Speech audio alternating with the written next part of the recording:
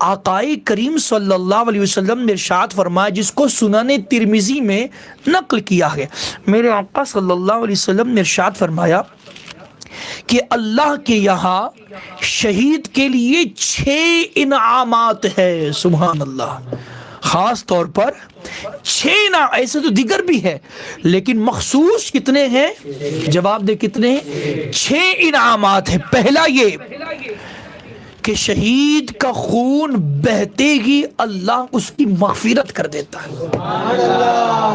چاہے کتنا بڑا گنہگار ہو، چاہے کتنے ہی جرائم اس کے پاس ہو، لیکن اللہ کی راہ میں اس نے شہادت کا جام پیا ہے، چھوٹی بات تو نہیں ہے، اللہ کے لیے وہ شہید ہوا ہے، تو حضور فرماتے کہ اس کا خون بہتے ہی اللہ اس کی مغفرت کر دیتا ہے۔ اس حدیث کو توجہ سے سنو۔ آج قوم جو ہماری بزدل ہو چکی ہے نا، ہر وقت خوف میں جی رہی ہے، اس کی وجہ یہی ہے کہ ہم کو پتہ ہی نہیں ہے کہ شہادت کے مرتبے کیا ہے، اللہ کے لیے قتل ہونے کا مقام اور مرتبہ کیا ہے، ہم کو پتہ ہی نہیں۔ حضور نے فرمایا کہ جو شہید ہوتا ہے اس کو بطور خاص 6 چیزیں دی جاتی ہے، ان میں سے پہلی یہ کہ اس کا خون بہتے ہی اللہ اس کے لیے مغفرت کا پروانہ لکھ دیتا ہے۔ پہلا انعام کیا ملتا ہے اس کو؟ اللہ مغفرت کا۔ دوسرا یہ کہ وہ شہید ہوتے وقت ہی اپنا ٹھکانہ جنت میں دیکھ لیتا ہے۔ مجھے بتائے کہ جس کو وقت شہادت اس کا ٹھکانہ جنت میں دکھایا جا رہا ہے، یار اس کے لیے وہ موت کتنی آسان ہو جائے گی، اس کے لیے وہ شہادت کتنی آسان۔ دیکھیں ہم ایک مشکلات والا سفر کرتے ہیں، مثال کے طور پر ٹرین میں سفر کر رہے، بہت بھیڑ ہے، بہت پریشانی، دقت ہے، لیکن ذہن میں وہ منزل ہے جہاں پر پہنچنا ہے، اور وہ منزل بڑی حسین و جمیل ہے، جہاں پر آرام ہے، آسائش ہے، نعمتیں ہیں، تو ان نعمتوں کے تصور میں، اس منزل کے تصور میں ہم ٹرین کی یہ بھیڑ کو نظر انداز کر دیتے ہیں، یہ تکلیفوں کو نظر انداز کر دیتے ہیں۔ اب مجھے بتائے کہ جس کی نگاہوں کے سامنے اس کا ٹھکانہ جنت میں بتایا جا رہا، اس کے لیے شہادت کتنی آسان ہو جائے گی، اس کے لیے قتل ہو جانا کتنا آسان۔ حضور فرماتے ہیں کہ دوسرا یہ کہ اللہ اس کو وقت شہادت جنت میں ٹھکانہ بتا دیتا ہے۔ تیسرا یہ کہ اللہ تبارک و تعالی اسے عذاب قبر سے محفوظ رکھتا ہے، اس کی قبر میں عذاب۔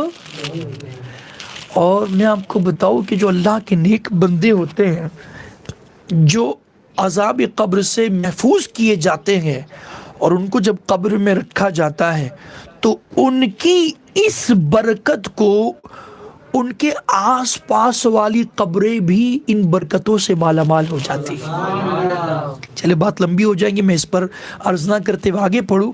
میرے آقا صلی اللہ علیہ وسلم نے ارشاد فرمایا، چوتھا یہ کہ اللہ تبارک و تعالی اسے قیامت کی گھبراہٹ سے محفوظ کر لیتا ہے، اس کو قیامت میں کسی قسم کی کوئی گھبراہٹ، بے چینی، بے قراری نہیں ہوتی ہے۔ پانچواں حضور فرماتے ہیں کہ اللہ تبارک و تعالی اسے ایمان کا لباس پہناتا ہے، بلند آواز سے اللہ پاک اسے ایمان کا لباس، یار سبحان اللہ کیا چیز ہوگی یہ، ایمان کا لباس پہناتا ہے، تو اللہ ہی جانے کہ یہ کیا کیفیت ہوگی۔ لیکن حضور نے ارشاد فرمایا پانچویں چیز اس کو یہ ملتی ہے کہ اللہ تبارک و تعالی اسے ایمان کا۔ اچھا، پانچویں چیز ہی میں میرے آقا صلی اللہ علیہ وسلم کی حدیث ہے کہ اللہ اسے ایمان کا لباس پہناتا ہے اور حوروں سے اس کا نکاح کر دیتا ہے۔ توجہ، نکاح سے پہلے لباس پہنایا گیا، گویا دولہے کو سجایا جا رہا ہے، چونکہ اس کا نکاح ہونا ہے، کس سے؟ حوروں سے نکاح ہونا ہے۔ تو حضور فرماتے کہ پانچویں چیز یہ دی جاتی ہے کہ اللہ اس کو ایمان کا لباس پہنا کر حوروں سے نکاح کرا دیتا۔ یار کوئی نکاح سے پہلے کوئی بہت بڑے ٹیلر کا لباس پہنتا ہوگا، ٹیلر سے بنایا ہوا لباس پہنتا ہوگا، لیکن شہید کتنا عظیم دولہا ہے کہ اللہ اس کو دولہا بنانے سے پہلے ایمان کا لباس پہنا کر پھر حوروں سے اس کا نکاح کراتا ہے۔ اور چھٹی چیز یہ ہے، آقائی کریم صلی اللہ علیہ وسلم نے ارشاد فرمایا جو اللہ کی راہ میں شہید ہو تو اللہ تبارک و تعالی اس کے رشتہ داروں میں سے اس شہید کو 70 آدمیوں کی شفاعت کی اجازت عطا فرماتا ہے۔ یعنی ایسا آدمی قیامت کے دن اپنے خاندان سے 70 لوگوں کو بخشا کر جنت میں لے جائے گا۔ میں یہ عرض کر رہا ہوں کہ شہید کا دوسرا معنی ہے پا لینے والا۔ میں عرض کرنا ہوں نا، پا لینے والا۔ تو اب آپ کہیں گے کہ یار بہت ساری نعمتیں ایسی ہے کہ اللہ پاک دوسرے بندوں کو بھی عطا فرما، جیسے حوروں سے نکاح کرانا اور مغفرت کرنا، قبر میں عذاب سے محفوظ کرنا، بخشش کے پروانے دینا۔ یہ تو بغیر شہید ہونے والے بھی کچھ بندے اللہ کے ایسے ہوں گے کہ جن کو اللہ نعمت عطا فرمائے گا۔